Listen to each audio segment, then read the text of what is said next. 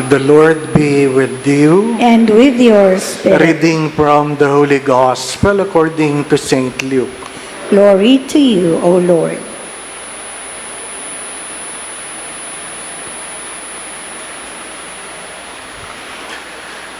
Jesus told his disciples a parable. Can a blind person guide a blind person? Will not both fall into a pit? No disciple is superior to the teacher, but when fully trained, every disciple will be like his teacher. Why do you notice the splinter in your brother's eye, but do not perceive the wooden beam in your own? How can you say to your brother, "Brother, let me remove that splinter in your eye," when you do not even notice the wooden beam in your own eye? You hypocrite, remove the wooden beam from your eye first, then you will see clearly to remove the splinter in your brother's eye. A good tree does not bear rotten fruit, nor does a rotten tree bear good fruit. For every tree is known by its own fruit.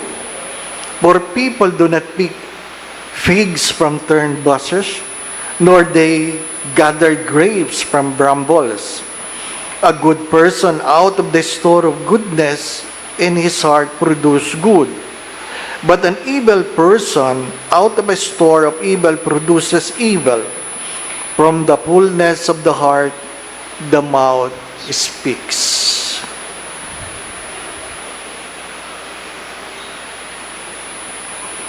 The Gospel of the Lord. Praise to you, Lord Jesus Christ.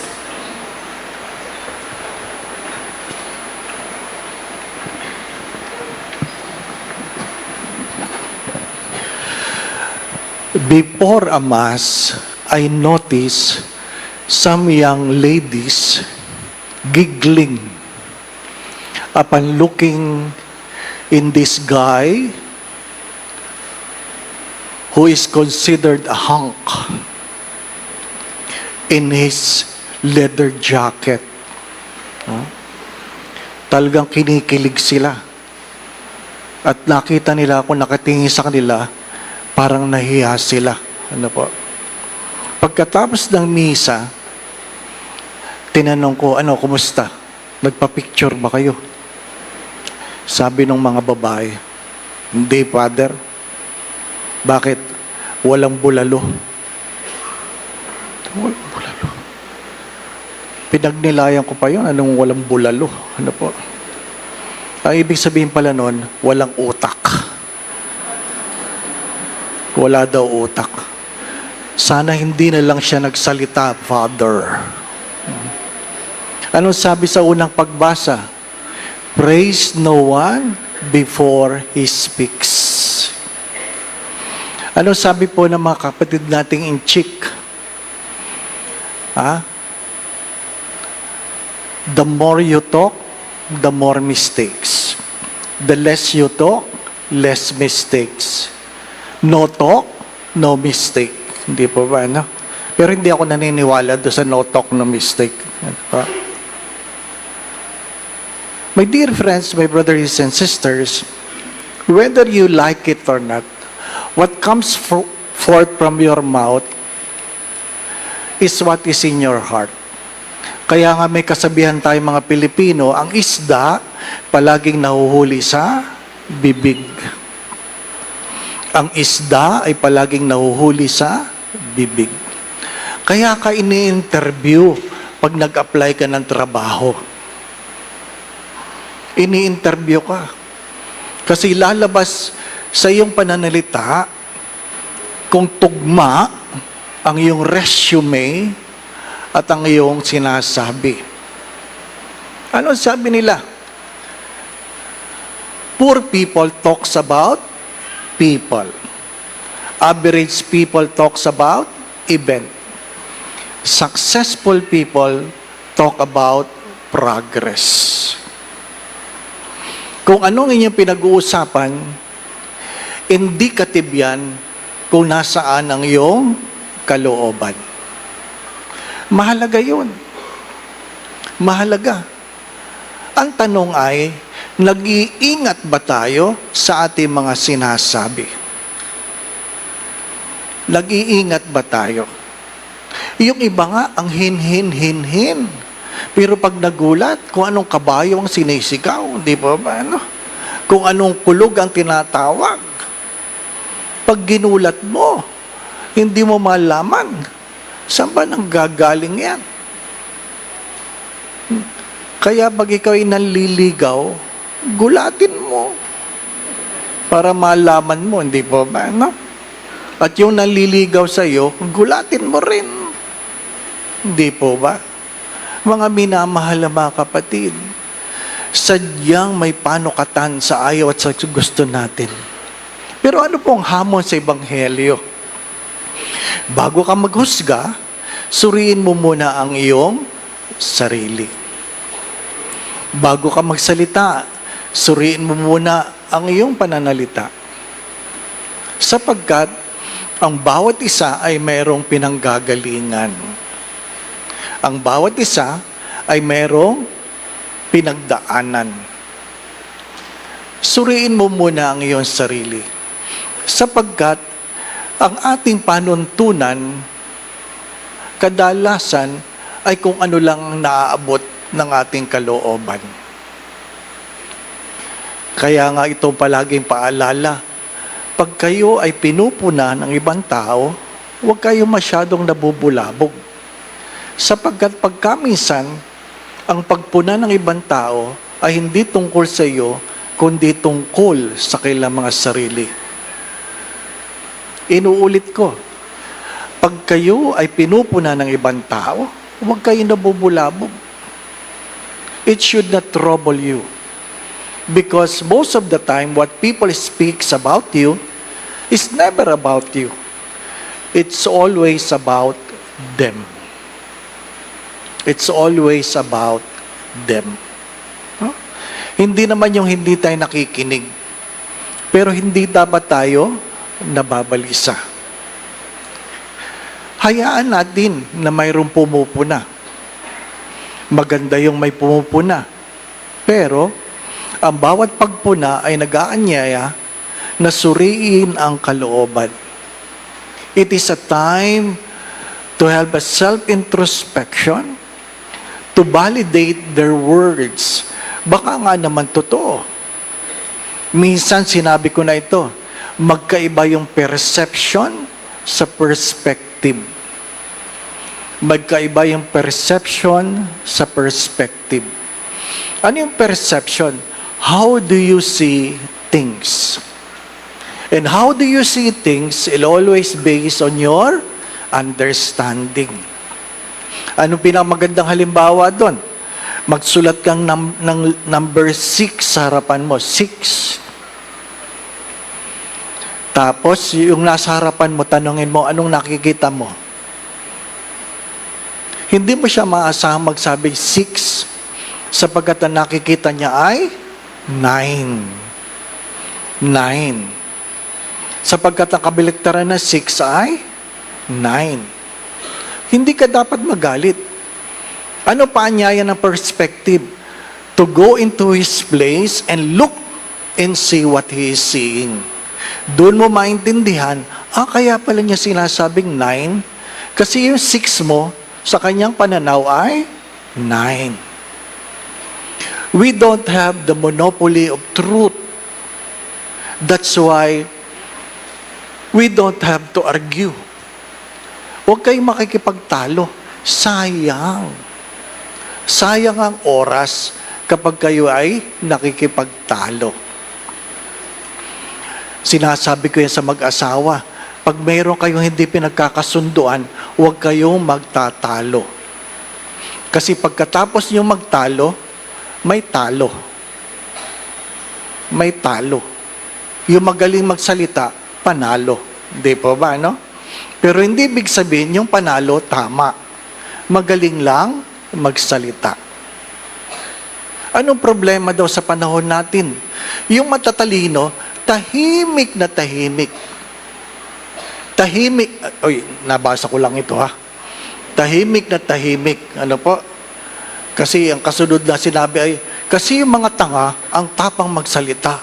Feeling nila, tamang-tama sila. Hindi po ba, ano? Yun ang problema. Dahil mas masipag magsalita ang tanga, sorry for the words, ano po, feeling nila, o feeling no nakakarinig, totoo sila. Makinig. Ano sinasabi ko? Huwag magtalo, magpaliwanagan. Magkaiba yung nagtatalo sa nagpapaliwanagan. Help me to understand. Ano sabi ni Stephen Covey? Seek to understand than to be understood. Seek to understand than to be understood. You will win friends by trying to understand them rather than imposing to them your own understanding. Tingnan mo, tanungin mo, saan ba siya nanggagaling? Ano po? Sapagkat hindi tayo palaging tama. Hindi tayo palaging tama. Ginamit ko na itong halimbawang ito. Paano ba magsaing? Paano ba magsaing? Alam niyo ba yung saing? Paano magluto ng kanin? Paano?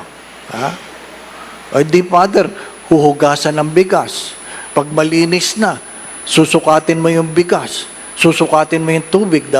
Tapos, yun na. Di ba? Tama po ba? O hindi kayo marunong magluto? Ha? Maraming mga anak ngayon hindi marunong magluto. Marunong lang dumaldal. Ano po? Oh, tama ba yon? Sabi ng taga Batangas, mali. Ako gusto ko sanang kontrahin yung Batanggenyo. Kaya lang, maganda yung nakinig. Sabi ko, bakit mo naman sinabing mali? Sa amin, Father, pag nagluluto ng kanin, pinapakuluan muna ang tubig. Tapos, sa kanila lagay ang bigas. Bago yun, no? Alam niyo ba yun? Oo. Di ba? Bago kayo magsabing tanga. Hindi. Ha? Pakinggan mo muna. Talaga? Opo, Father. Kasi, pag kayo ay nagsaing ng maraming kanin ng bigas at ilalagay nyo na sa kawa. Alam niyo yung kawa? Ha? Kawa yung haluan ng mga mangkukulam. Hindi ba? Hindi ba? Pag marami palang sinasaing, pakukuluan mo muna yung tubig. Kasi pag hindi mo pinakuluan yung tubig, yung nasa ilalim, masusunog na. O di may natutunan tayo, ano po? Anong homily ni Father? Paano magsaing? Hindi po ba?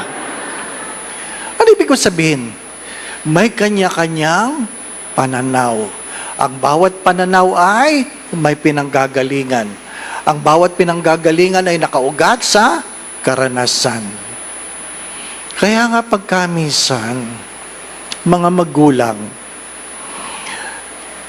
kung ikaw ay pinanganak ng panahon ng Hapon, hindi na yan ang kabataan ngayon. So huwag kayong magagalit kapag nagkwento ang kabataan ayon sa kanilang karanasan. At ang mga kabataan, huwag kayong magagalit pag nagkwento niya mga magulang ng panahon ng Hapon. Magkaiba yun. Magkaiba yun. Kasi nung panahon ng Hapon, pag may Hapon daw, sumisigaw ang nanay, mga anak, tako. Yun ang panahon ng Hapon. Ano po? Pagkatapos daw ng gera, pag may Hapon, sinasabihan yung mga babae, mga anak, may Hapon, labas! May pinanggagalingan, di po ba, na? May pinanggagalingan. Oh. Saan ka nang gagaling? Pero anong pinakamahalaga? Sa unang pagbasa, sa Ebanghelyo, gayon din sa pangalawang pagbasa. Do not forget this. By our words, we will be justified. And by our words, we will be condemned. Take note. By our words, we will be justified. That's from the Gospel of Matthew. And by our words, we will be condemned. Be careful with your words. Amen. Going back to what I've said, our late spiritual director, ang yumaong Father Ben Carlos, would always remind us that you have your own talents and you have your own idiosyncrasies. You have your own talents and you have your own idiosyncrasies. Ano sa Tagalog yun? Meron kang angking katalinuhan at meron kang angking katangahan. English na lang natin. Sa araw-araw na ginawa ng Diyos sa seminaryo, walang araw yata na hindi ako nasabihang tanga. Ano po? Kaya sinabihan ko siya, Father Ben, hindi maganda yan. Sabi niya, hanapin mo sa dictionary anong meaning niyan. Hinanap ko. Ang nakalagay doon ay, hindi lubos ang paggamit ng pag-iisip. Hindi naman sinabing pagmumura. Hindi mo ginamit ang iyong isip ng lubos. Kaya, ano nakalagay sa dictionary? Yun po, Father. Oh, tanga ka kasi. Yan. But it's good to remind ourselves. Ano pong paalala niya? If we have nothing to say good, keep quiet. But if you have something to say right, do not forget to speak. Kung wala kang sasabihing mabuti, tumahimik ka. Pero kung may sasabihin kang tama, magsalita ka. Do not forget this. By your words, you will be justified. By your words, you will be condemned. The Lord be with you. And with your spirit. And may Almighty God bless you and your family, the Father, the Son, and the Holy Spirit. Amen. We have celebrated the Eucharist. We go in peace to love and serve the Lord. Thanks be to God.